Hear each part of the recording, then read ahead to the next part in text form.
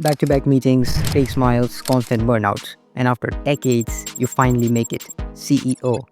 But a week later, you're replaced by lines of code. This isn't sci-fi. A gaming company actually appoints an AI bot as new CEO, which raises a disturbing question. If AI takes every job, not just the cashiers or the coders, but the executives too, who the fuck is left to buy anything? To answer this, we have to go back to the year 1857, not to Silicon Valley, but to Karl Marx, a political economist who didn't just study capitalism, but warned how it might destroy itself. He was sitting in the British Museum, watching the Industrial Revolution chew through workers like firewood. That year, he wrote something most people ignore, but in hindsight, it reads like prophecy. The worker becomes superfluous. The development of machinery ultimately leads to devaluation of human labor, meaning the system gets so good at replacing people, it forgets it was built for them. He wasn't talking about AI. There were no computers back then, just spinning looms and steam engines. But Marx saw the pattern early. Machines get cheaper, humans get replaced, profits rise, and wages stagnate. But what happens when you automate everyone out of paycheck? Even Marx wasn't sure, but he warned, capitalism will collapse under the weight of its own contradictions. One of those contradictions, it needs workers to make things, but also it needs them to buy those things. So for the last 150 years, the system walked a tightrope, replaced some jobs, not all, cut costs, but not demand, automate, but only just enough. Now in 2025, AI kicks that tightrope out from under us, because this time it's not just factories, it's analysts, designers, writers. Even the people running the system are getting replaced by it. So now we're facing Marx's nightmare in real time, a world where machines can produce everything, but no one can afford anything. For over a century, we have seen this movie before. Machines come in, jobs get cut, but somehow the economy survives. Why? Because every time technology killed a job, it created a new one. The loom replaced weavers, but someone had to build the loom.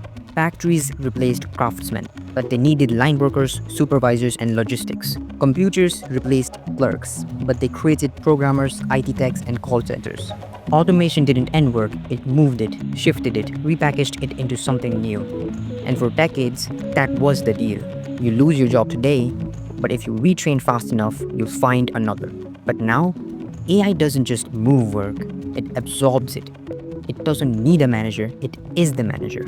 At BuzzFeed, AI writes entire quizzes, articles, and headlines. At IBM, nearly 8,000 jobs were frozen because AI could handle them instead. Even Hollywood is replacing background actors with AI replicas and keeping their faces forever. And this isn't just low-level work. In Hong Kong, an AI named Miss Tang Yu was appointed CEO. She works 24/7, never takes a sick day, and her first act was a shareholder delight. The stock price jumped. The board called it innovation. But everyone else saw the writing on the wall, because if even the corner office can be automated, who is left to fire? But what about upskilling then?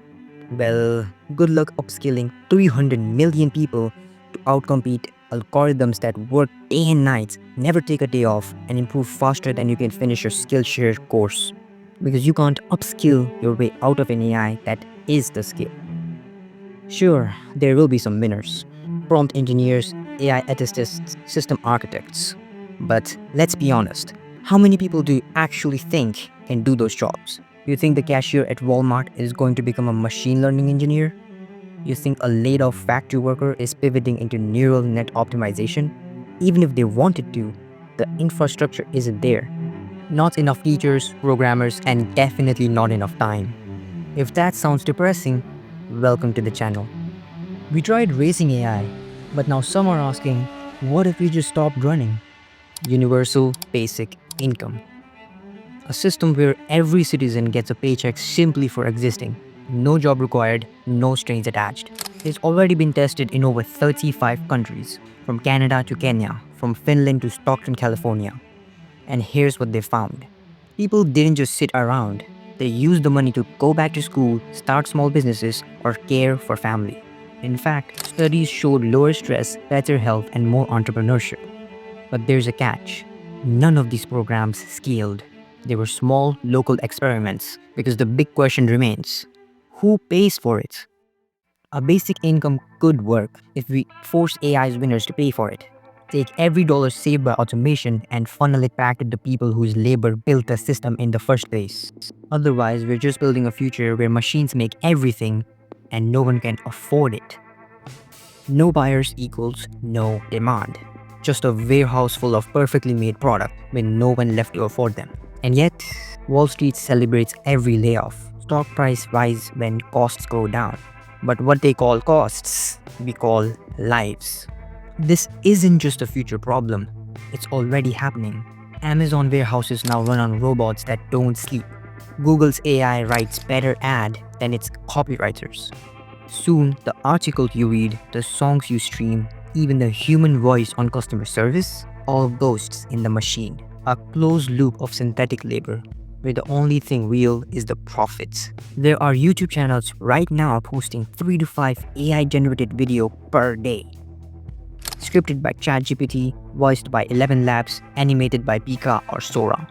And people are watching it. They don't care it's synthetic. In fact, many don't even realize. So no, this isn't just about job loss. It's about the collapse of meaning in work. We're not just asking, will there be jobs left for people? We're asking, if the product, the process, and the audience are all AI, why the fuck are we even here? You'd think the companies would panic. No workers, no buyers, no futures. But that's the trick. The system doesn't need you to thrive. It just needs you to exist long enough to be replaced. Because here's the most fucked up part of all this. Most jobs weren't even necessary in the first place. Anthropologist David Graeber called it early. Bullshit jobs I define as a job where even the person doing the job secretly believes the job really shouldn't exist. Middle managers approving status reports that don't matter. Analysts analyzing analytics no one reads. Entire departments spinning in circles to justify a title and paycheck. Bullshit jobs. Not illegal, not unethical, just completely pointless. But we kept them alive because they served a purpose. They kept people working, which kept the system stable. A global game of economic theater, where pretending to be productive was more valuable than actually being useful. Why? Because mass employment means civil unrest.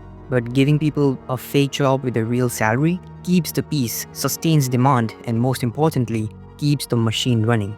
But artificial intelligence doesn't play along. It doesn't care about vibes, doesn't need meaning, it doesn't need to look busy. It just replaces you.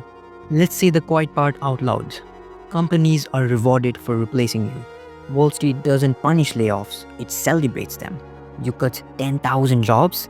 Congrats! Your stock price just jumped 12%. You replaced customer service with chatbots? That's not cold, that's efficient. Hell, even companies making record profits are firing people. And investors don't care about your family, rent, or your mental health. They care about one number: return on investment. So the system won't slow down. Not because it's evil, but because it's incentivized not to. Which leads to a brutal reality. If AI continues to get smarter and profit continues to demand fewer workers, then work as we know it dies. For 2 centuries, we were told a simple story. Work hard, learn skills, move up. The system isn't fair, but it rewards effort. Eventually, AI showed up and quietly rewrote the punchline. Turns out it was never about your skills, or your degree, or your grind. It was about leverage. And the people who had it just found something even cheaper than you. Not faster or smarter, just easier to own. So what happens now? Not in theory, not in some utopia, but here, where rent's due and your job listing just vanished overnight. What fills the gap? A universal basic income? A reprogrammed economy? A collective breakdown? Or do we just pretend the system didn't glitch? It upgraded. Because if AI made you obsolete, what does that make the people still profiting from your obsolescence?